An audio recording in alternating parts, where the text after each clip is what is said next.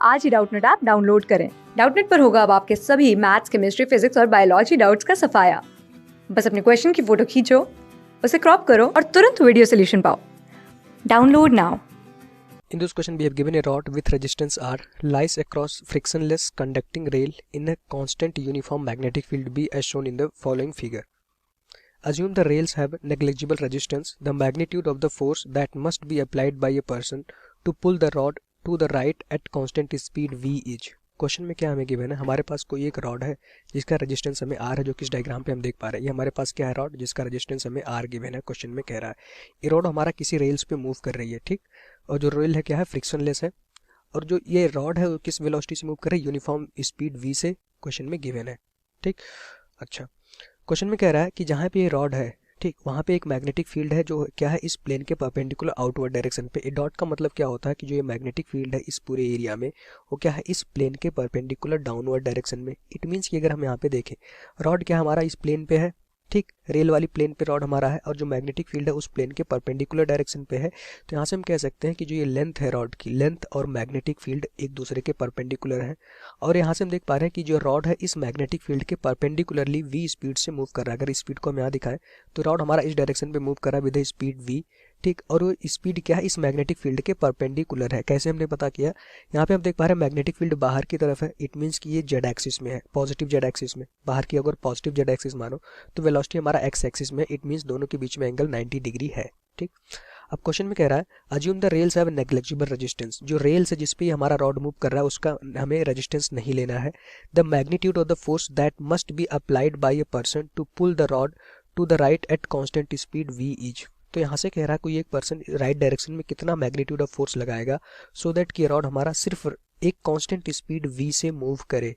तो यहाँ से हमें पता है जब कोई भी रॉड हमारा एक कांस्टेंट स्पीड या कोई स्पीड से अगर किसी यूनिफॉर्म मैग्नेटिक फील्ड में, ठीक, perpendicular to the magnetic field move करती है तो उसमें क्या होता है, हमारे पास मोशनल ईएमएफ प्रोड्यूस्ड होता है। अगर रॉड का रेजिस्टेंस आर है तो क्या आप इस रॉड में कितना करंट होगा उसको फाइंड आउट कर सकते हैं, बिल्कुल। अगर हम कहें ये रॉड की लेंथ एल है, इस पर रेजिस्टेंस आर है, ये रॉड हमारा वी वेलोसिटी से इस यूनिफॉर्म मैग्नेटिक फील्ड के परपेंडिकुलर डायरेक्शन पे जा रहा है। इट मीन्स कि जो इसकी रॉड की लेंथ होगी इस मैग्नेटिक लाइंस को कट करेंगी। जो भी हम देख पा रहे हैं मैग्नेटिक फील्ड लाइंस जो बाहर की तरफ है, ठीक, इसके परपेंडिकुलरली हमारा रॉड मूव कर रहा है। इट मीन्स कि जो रॉड की लेंथ है इस मैग्नेटिक फील्ड को कट करेगी। अगर मैग्नेटिक फील्ड को कट करेगी तो इस रॉड में एक फ्लक्स प्रोड्यूस्ड होगा और फ्लक्स लगातार चेंज हो रहा होगा, क्योंकि ये हम कहेंगे ये रॉड हमारा इस मैग्नेटिक फील्ड लाइन को कट कर रहा है।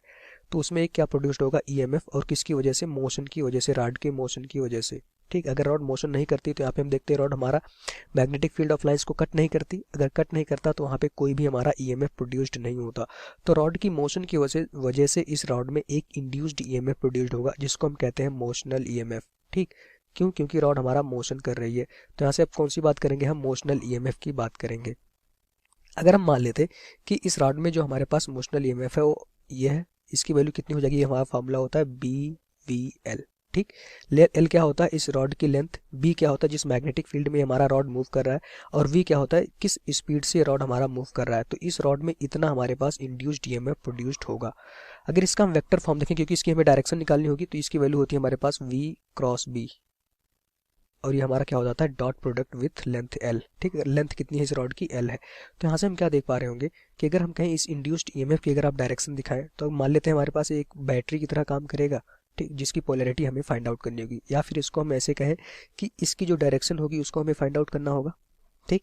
तो इसकी डायरेक्शन फाइंड आउट करने की सिंपल सा बात हम क्या करते हैं, अगर यहाँ पे देखें तो ये वी जो हमारे पास होता है उसकी डायरेक्शन पे अपने हम राइट हैंड के थंब को करते हैं वेलोसिटी या स्पीड की डायरेक्शन में, और चारों फिंगर्स को मैग्नेटिक फील्ड की डायरेक्शन में करते हैं। तो यहाँ से हम देख पा रहे हैं मैग्नेटिक फील्ड बाहर की तरफ है, चारों फिंगर्स इधर करिए और थंब को आप जो है वेलोसिटी की डायरेक्शन में करिए, तो आपका जो पाम होगा वो इस बैटरी की पोलैरिटी देगा। तो यहाँ से हम मान लेते हैं हमारे पास ये वायर हो गया। वायर अब किस तरह से काम करेगा, इसमें एक करंट फ्लो कर रही होगी, इसमें एक बैटरी आ जाएगा, ठीक। जो पोलैरिटी होगा वो नीचे, जो हमारा पाम होगा वो नीचे की तरफ आएगा। इट मीन्स पॉजिटिव वाला नीचे की तरफ होगा, नेगेटिव ऊपर की तरफ, ठीक।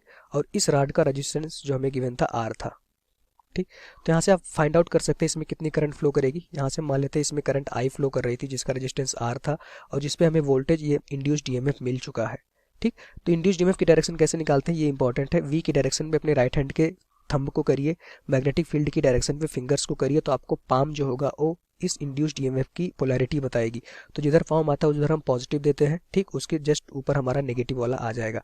तो करंट हमारा हमेशा नेगेटिव से पॉजिटिव में फ्लो करेगी इस डायरेक्शन में, ठीक। तो हमें पता चल गया कि इस रॉड में करंट किस डायरेक्शन में फ्लो कर रही होगी, इस डायरेक्शन में करंट आई फ्लो कर रही होगी, और उसकी वैल्यू हम फाइंड आउट कर सकते हैं बिल्कुल।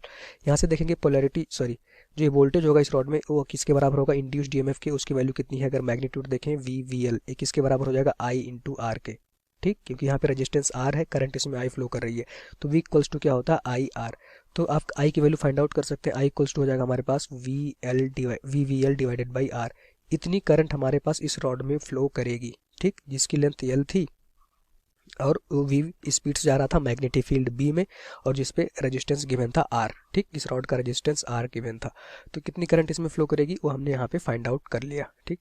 अब यहाँ से देखेंगे क्वेश्चन में कह रहा है कि अगर यहाँ पे देखें, चूंकि अब इस रॉड में एक करंट फ्लो कर रही है और ये रॉड हमारा परपेंडिकुलर टू मैग्नेटिक फील्ड रखा गया है, तो इसमें एक फोर्स लगेगा, मैग्नेटिक फोर्स। अगर मैग्नेटिक फोर्स देखें तो उसकी डायरेक्शन हम फाइंड आउट कर सकते हैं, सिंपली हम कहें ये रॉड हमारी थी, ठीक, अभी ये रॉड थी, इसमें करंट इस डायरेक्शन में फ्लो कर रही है, इस रॉड की लेंथ L थी, ठीक, और यहाँ पे जो मैग्नेटिक फील्ड था वो बाहर की तरफ था, इस पूरे रीजन में जो मैग्नेटिक फील्ड है वो बाहर की तरफ है।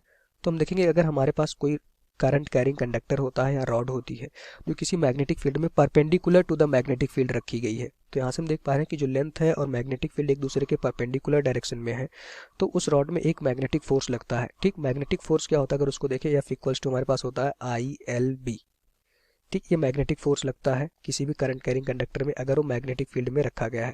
अगर इसका वेक्टर फॉर्म देखें तो F इक्वल्स टू हमारे पास होता है IL क्रॉस B, ठीक। I क्या होता है करंट कितनी फ्लो कर रही, L क्या होता है करंट कैरिंग जो हमारे पास वायर है उसकी लेंथ, और B किस मैग्नेटिक फील्ड में रखा गया है। तो अगर इस फोर्स की डायरेक्शन निकालेंगे, फिर से राइट हैंड थंब लेंथ की डायरेक्शन पे आप अपने चारों फिंगर्स को करिए, मैग्नेटिक फील्ड की डायरेक्शन में घुमाइए, तो यहाँ से देखेंगे जो थंब होगा हमें मैग्नेटिक फोर्स की डायरेक्शन देगा। तो मैग्नेटिक फील्ड बाहर है, इट मीन्स कि आप अपने फिंगर्स को बाहर की तरफ घुमाओगे करंट की डायरेक्शन में करके, तो जो हमारे पास थंब आएगा ना वो इस डायरेक्शन पे आएगा, तो हमारे पास इस वायर पे जो मैग्नेटिक फोर्स लगेगा इस डायरेक्शन पे, और उसका मैग्नीट्यूड कितना हो जाएगा ILV। तो यहाँ से अगर देखें तो हमने क्या देखा, करंट इस वायर में कितना फ्लो कर रही थी, I नीचे की तरफ, थोड़ा ये वायर मोटा है तो करंट की डायरेक्शन थोड़ा दिखाने में दिक्कत हो रही है, इसको हम ऐसे कर सकते हैं, इसमें करंट इस डायरेक्शन में फ्लो कर रही थी, ठीक। अब यहाँ से देखेंगे करंट की डायरेक्शन थी, तो इस पर जो भी मैग्नेटिक फोर्स लगेगा वो इस डायरेक्शन में लगेगा, ये हमारा मैग्नेटिक फोर्स था FB, ठीक। अब आप हमें ये बताइए अगर इसको ये कांस्टेंट स्पीड V से जाना है, इट मीन्स कि इसके राइटवर्ड डायरेक्शन पे कोई एक फोर्स लग रहा होगा जो इस FV को बैलेंस कर रहा होगा, ठीक, तभी तो ये स्पीड से जाएगा V कांस्टेंट स्पीड से। अगर इस V को आपको कांस्टेंट करना होगा, इट मीन्स कि बाहर से जो हमारे पास एक कोई मैन था, क्वेश्चन में कह रहा है the magnitude of force that must be applied by a person, तो राइटवर्ड डायरेक्शन पे कितना फोर्स लगाया होगा सो दैट कि हमारा V स्पीड से मूव करे। अगर यहाँ पे देखें, अगर हम कहें राइटवर्ड डायरेक्शन पे एक कोई मैन ने फोर्स F लगाया, तो F की वैल्यू किसके इक्वल होना चाहिए, F की वैल्यू हमारा FB के अगर इक्वल हो गया तो कहेंगे इस रॉड पे नेट फोर्स हमारा हॉरिजॉन्टल डायरेक्शन में था वो बैलेंस हो गया, तो ये रॉड हमारा एक कांस्टेंट स्पीड V से मूव करेगा। तो अगर फॉर कांस्टेंट स्पीड अगर हम कहें, अगर यहाँ पे देखें फॉर कांस्टेंट स्पीड, चूंकि ये रॉड हमारा V से इस डायरेक्शन पे मूव कर रहा है, इसकी स्पीड हमें गिवन है, तो ये कांस्टेंट स्पीड तब होगी जब यहाँ पे देख पा रहे पीछे की तरफ एक मैग्नेटिक फोर्स आया, ये मैग्नेटिक फोर्स जो मैन ने एक्सटर्नल फोर्स लगाया होगा उसके इक्वल हो जाए, और किधर लगाया होगा, अपोजिट डायरेक्शन में लगाया होगा, क्योंकि राइट हैंड में ये लगाया होगा फोर्स, ठीक। तो ये जो फोर्स होगा जो पर्सन ने लगाया होगा अगर मैग्नेटिक फील्ड के इक्वल हो गया, तो ये मीन्स ये दोनों फोर्स एक दूसरे को कैंसिल कर देंगे और ये रॉड हमारा एक कांस्टेंट स्पीड V से जा रहा होगा। तो फॉर कांस्टेंट स्पीड क्या होना चाहिए, जो हमारे पास पर्सन ने फोर्स लगाया था उसको हम कह सकते हैं एक्सटर्नल फोर्स, वो मैग्नेटिक फोर्स के इक्वल होना चाहिए, ठीक। अब यहाँ से इसको सॉल्व कर लेते हैं। तो यहाँ से हमने देखा ये हमारे पास क्या था, मैग्नेटिक फोर्स FB था, ठीक। तो यहाँ से हमने कहा कि FB इक्वल्स टू किसके इक्वल हो जाएगा, F क्या था, जो पर्सन ने फोर्स राइटवर्ड डायरेक्शन पे एक्सटर्नल लगाया था to keep the rod at a constant speed, ठीक।